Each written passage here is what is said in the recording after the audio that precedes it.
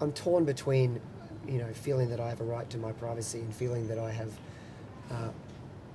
that if somebody suspects me of a crime, then they need to provide a warrant, evidence for that, and then go and get an actual legal warrant to then look at what I'm doing. I don't think that anybody, government, police force, anybody, has the right to record everything I do on the internet without any kind of prior warrant, and then go searching through it to see what's, whether or not I might be committing a crime. So, that being said, I do recognise the fact that there are bad people out there doing bad things, terrorism, pedophiles, all that. They're the common ones that always come up. And yes, of course I want those things, gotten rid of, and I want the perpetrators to be stopped, because they're awful. Of course they're awful. Yeah. But it's one thing to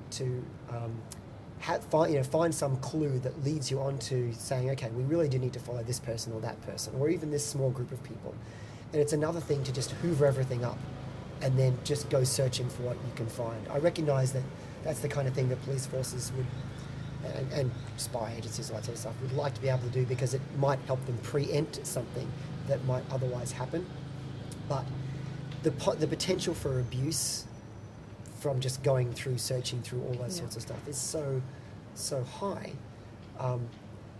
And the number of times when it has been shown that collecting all this kind of material and then being able to prevent some crime is so low that I don't think the trade-off has been shown to be worth it. I guess what I'm really saying is, what I'd like to see is the evidence that it works, the evidence that there is some value in it, and the evidence that there is that there are safeguards built in there, that in case something goes wrong, a false positive or abuse in the system, that a citizen who is falsely accused or otherwise abused can get recompense, can get justice for having been falsely accused or whatever. And that's the big issue.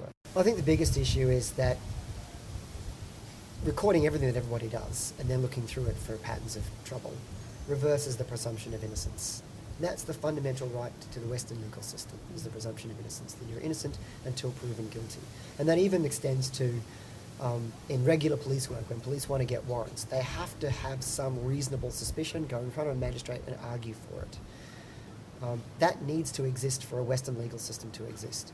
If you reverse the presumption of innocence at one point, then in a sense you can end up with a thin end of the wedge argument, or a slippery slope argument, where the presumption of innocence can get weakened in other aspects of things going on. So if, for example, we have a weakening of the presumption of innocence such that police agencies and spy agencies and whatever agencies can hoover up everything and then search through it for patterns, then you might also end up with juries in court cases saying, well, we don't really have a presumption of innocence. What we've got is the fact that, obviously, if anybody was under investigation by a police force, they must be guilty.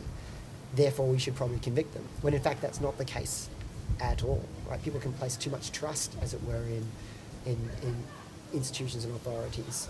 And if the presumption of innocence is reversed for one, at such a fundamental level, then where else is it going to be reversed, and what other sorts of issues might we end up with in terms of the concept of innocence before proven guilty? So I think that's an issue. I think that the right to privacy, that is, that I have a right to keep what I'm doing separate from other people, is pretty fundamental. We have curtains on our windows. We put envelopes around our mail, not because what we're doing is necessarily illegal. I might sit down in front of my TV and watch The Simpsons, and I might close the curtain so that I can do that. That doesn't mean that I'm doing anything illegal, but that doesn't necessarily mean that I would like everybody to be able to look in and see what I'm doing. And just because I'm doing it behind a curtain doesn't mean that it's illegal. The idea that a government or a spy agency or a police force or a health institution or a tax institution or an insurance institution or a religious institution might be able to say, no, you don't have the right to do things in private. We should be able to see what you're doing just to make sure that it's in accordance with what we want. Sort of says that my personal right to my own business doesn't exist, and I think that we do have a right to our own business. And it's not a matter of we're hiding things because we're criminals. We're hiding things because they're ours. What I believe what we should have a right to, as much as possible, is a right to personal data control.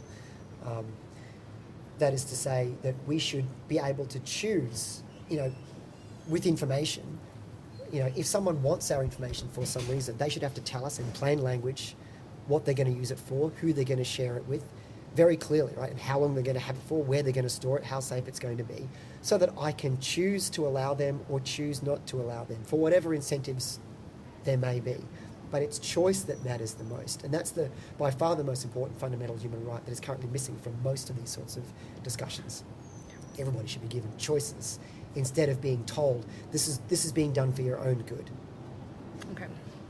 Edward Snowden, hero or traitor? Oh, definitely a hero. Hero? Right? Yeah, he's a whistleblower in the classic tradition of being a whistleblower.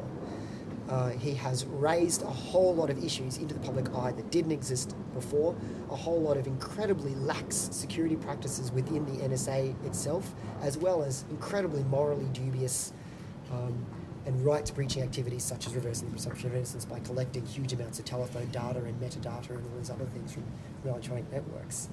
You know, had he not released this material, we wouldn't be talking about these sorts of issues. You know, maybe at some point they would come out, but you need whistleblowers to be able to have these sorts of conversations. And if we don't have them, then our rights and our privacy, our obligation, all these sorts of things will be trampled without our knowledge and without being able to have fair discussions about what counts as fair surveillance and what doesn't count as fair surveillance. I'm not anti-surveillance at all.